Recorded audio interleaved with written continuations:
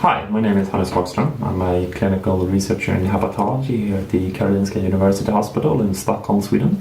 And today I will talk a bit on the results of our latest study on alcohol consumption early in life and the risk of liver disease later on in life.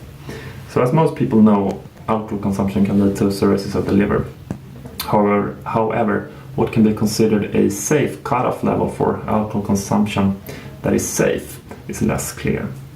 And different countries have adopted different cutoff levels, although a commonly used level is around 30 grams of alcohol per day, roughly equivalent to 3 drinks per day. Another issue is that the evidence for these recommendations are based on studies with either short follow-up periods or very patient-specific populations. It usually takes more than 20 years of drinking to develop cirrhosis of the liver. This means that we cannot be entirely sure about which level of alcohol consumption that can be considered safe when talking about the risk of having or getting liver cirrhosis without sufficient follow-up times. Furthermore, it is unclear if alcohol consumption early in life can be an indicator for getting liver cirrhosis later on in life. So the aim of this study was to see if alcohol consumption measured early in life could be a risk factor for development of severe liver disease later on in life. So in this study we used military records from around 43,000 men enlisted to conscription in Sweden in 1970. During this process all men filled out very detailed questionnaires on alcohol consumption, drug abuse, and several tests of cardiovascular, muscular and intellectual capacity were performed.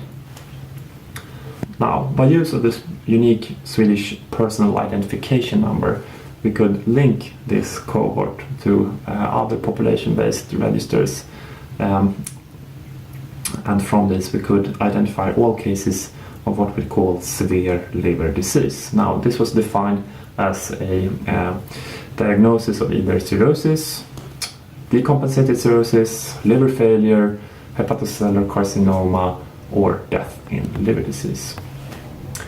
Also, we obtained diagnosis of viral hepatitis, and if the men were diagnosed with alcohol abuse or alcohol dependency during the follow-up period. The end of the follow-up period was the end of 2009, and during this follow-up time of almost 40 years, a total of 383 men developed severe liver disease, or close to 1% of the total population. We found a dose-response association between the amount of alcohol consumption early on in life and the risk of severe liver disease later on in life, with no evidence of a threshold effect. However, the risk was most pronounced in the men who consumed more than 20 grams per alcohol per day at baseline, roughly equivalent to 2 drinks per day.